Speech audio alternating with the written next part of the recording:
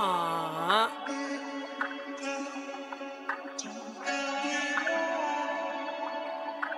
Make it feel like that. Big paper over here, little nigga. Ain't nobody wearing shit but me. Nigga. Santana Star Beats. I don't gotta diss the dead to hurt your feelings. Nigga, I won't be in there with them vulture ceilings. Wanna see what it feel like to live my dreams.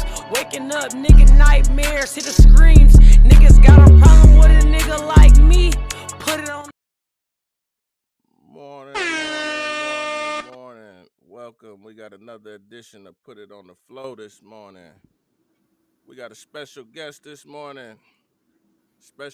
We got my guy Hakeem.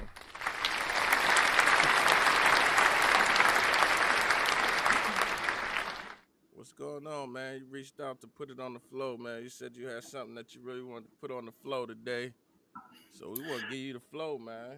What's the word? Yeah, I appreciate the flow. No doubt. The flow is important to have opportunity in our community to really share with each other, And we at a real critical time in our community where it's essential and needed for us to really use our voices, And, for those who really don't know, because there's a lot of younger people in our community right now that we finally been able to connect with over the last 5 to 10 years, been a lot more engagement. But I've been working in this community for the last 19 years and I've been home from the penitentiary and really been inserting my voice in the spaces and places that was essential and necessary. In fact, when I first came home from the penitentiary in 2006, there wasn't anybody from the actual community, like from the streets, from the community, from the urban environments, that was actually in the community using a voice at a social level, at a political level. No one was really using their voices at all. And so it was important for me, after the experience of being incarcerated, to really come out here and use my voice because of what I had experienced in this community. And I had knew politically and socially that it was going to be important for us as a people in our community. If we was going to really see some progress, that we was going to have to get actively involved in the community. And so that's exactly what I did. And that's exactly what I've continued to do. And so I reached out because, we're in a high climax right now. You know what I mean? We just had a big political situation in our community, elections, and right now we got Trump and the Democrats, Republicans beefing and fighting and warring with each other. And it's important to really figure out, how do we navigate this space? How do we as a community really figure out how to come together and fight in unison? And for me, I came to realize, particularly after about 15 years of working in this community when wasn't nobody else at the table with me but me, I came to realize that the real ideal dream of collective unity in our community, it just might not be possible right now, given the set of circumstances in the background. We have a lot of individuals that, when we talk about politics, have been bought. You know what I mean? Their campaigns have been funded and paid for by certain special interest groups. And so they just really don't truly represent the core of the community. And it's going to be hard for us as a community to reconcile that, because these are some of our people who are elected to office, who are working in government, who are working in state, working, in public institutions, working in education, working in our social service sectors, who really just simply don't understand the real fight at the hardcore political level. They simply don't understand what's going on because we've been out of the loop for so long. And so I came to realize that, sadly, some of our own people, we're not going to be in unison with everybody. It's just not going to happen as much as we would like for that to happen. And so, that kind of sets the stage for why it's critical for us to really get involved, right? It's really important for us to stay the course and get involved. Now, for me, I had to take a step back. In the last 4 years, I really had to take a step back from my own mental health, progress. Having been incarcerated so much of my life and having put a lot of the trauma on the back burner without realizing the real significant buildup of that harm in my life, not knowing how it had harmed me to such an extent that when I was deeply involved at a political level, it really hurt me. It really hurt to be betrayed. It really hurt to see the individuals in our community was really working against us for their own advancement. You see what I'm saying?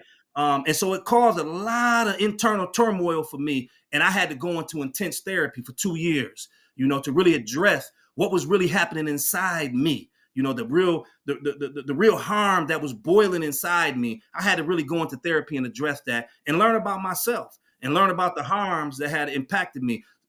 And particularly the generational harms, right? The intergenerational harms, the childhood harms, the childhood trauma, how that had, how I hadn't really treated that and addressed that during my incarceration. And so it caused some serious issues about 4 years ago, particularly with my Southside Festival Series team. You know what I'm saying? We were essentially betrayed by certain individuals in this community. And that's another story. And it's an important story to my work in this community. However, though, because I went to certain people, I went to 2 particular people, Pastor Hines and John Willis, and we went to call a meeting with a third party who had committed this harm against us. And that harm wasn't addressed. Individual didn't take responsibility for the harm they attempted to create against Southside Summerfest, attempting to essentially get sponsorship money in their organization's name, and money was being shuffled to them, and we were struggling hard to get money to put our Summerfest on. And so the brother Pastor Hines asked me specifically, he said, brother, don't expose this individual right now. He said, let the system get him. Let the system get him. You know what I'm saying? So I bagged off of that and let that go.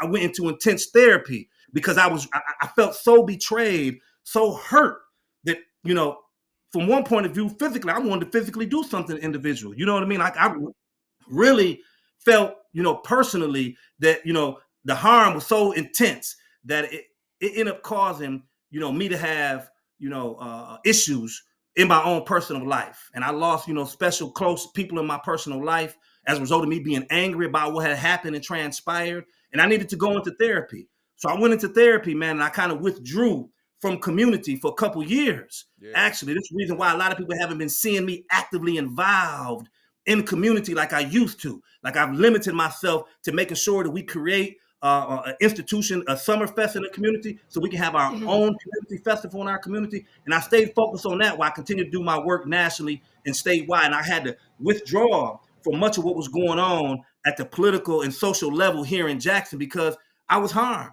And I was going through some intense therapy, and I needed to really reconcile what was going on with me. And to be honest with you, I'm still upset. I'm still wrestling with the harm that was caused and with some of the betrayal with some of our Black elected officials who most of our community have no idea. They just simply don't know. They simply think they're good people trying to do good work. To a certain extent, they may be. But a lot of what has happened, a lot of what I know from factual is that individuals have been bought, you know what I'm saying, by Derek Dobie Special Interest Group, the AFL-CIO, that have been bought. Their campaigns have been paid for by them, and they're working under their agenda.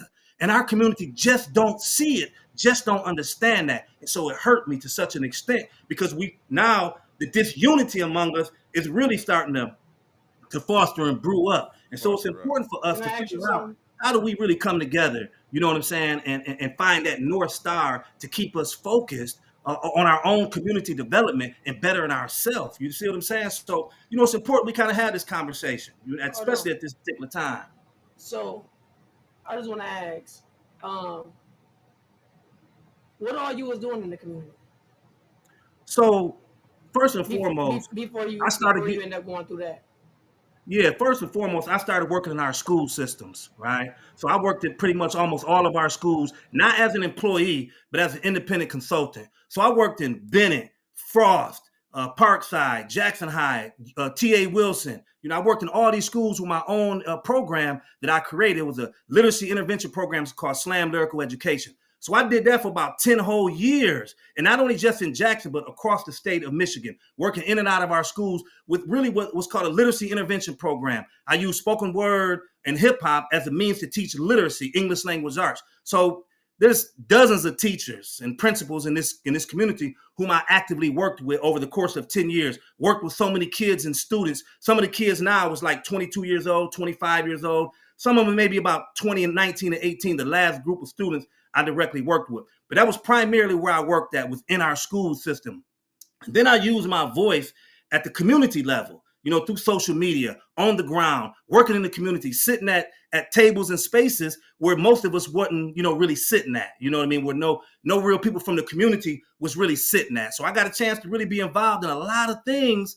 And particularly when I first came back to Michigan, I wasn't even living in Jackson. So people used to ask me to come back to Jackson, to really work with them, to work with their kids, work with the schools, et cetera. And then I moved back to Jackson in 2011. So I had already been involved from 2007 and 8, working in Lansing, Big Brothers and at the Boys and Girls Club in Lansing, working in these various different, places where people like me who come from the street that's been shot, the shot people, that sold dope. Really, people like me wasn't in no spaces because people like me with felonies wasn't even allowed to go in our schools. So I had to get special permission to even work in our schools. So that's primarily where I was at, is in the schools, using my voice in our community from that point of view. So that's the primary basis of where I was at. And then, of course, just me being that individual working in schools, individuals recognized who I was. So individuals kept calling me and saying, hey, can you come speak here? Can you come do this? Can you come work with this? Can you come do that? And so that's how, my reputation in the community began to grow in this community for me working in our schools. Yeah. I think So, go ahead. No, I was gonna say I'm glad you asked that because a lot of people don't really know what you do in the community. A lot of people don't know him. Yeah, a lot of the younger generation maybe don't, but most of the younger generation that came up through like the T.A. Wilson, they know because they went through. Oh like, yeah, the they youth know build if fans of bust, they know. I went Yeah, to TA. I didn't know him until I seen him with you. Really? Until you see me where? Yeah. At TA? No, until Jers was posting him. Oh, well, yeah. I worked in TA. Matter of fact, I had my own classroom at TA Wilson. What year? 2015, 16, 14, 15, and 16, as a matter of fact. I had my own classroom. I used to work for the Student Advocate Center of Michigan, where they used to run an after-school program. I didn't like after school because at TA Wilson, kids couldn't wait to get away from TA Wilson. They couldn't wait to run and get the heck away from that school when the bell rang, so to speak. So I said, well, let's turn our after-school program into an in-school program. So Asia Villanueva and them, they was in my class. I wish I could remember all their names. I got so many pictures of all of them. Emar was in Emar and all of them. Oh yeah, but Emar was in my program at Parkside. At the 4th Street, at the the 4th Street Learning Center. He was in my program in 2015 in 4th Street. Him, Anthony Little I graduated Estes. in 12, so I would have missed him. Okay, yeah. I came right after that. Yeah. So what else led you to doing the work? What are you doing right now? What's the work that you're doing right now? Like where you work for right now? Yeah, so this is the year 2025 that I went full independent. This year as an independent contractor. So I'm an independent consultant. I have an LLC called Amen for Youth, which I set up when I first came home from prison.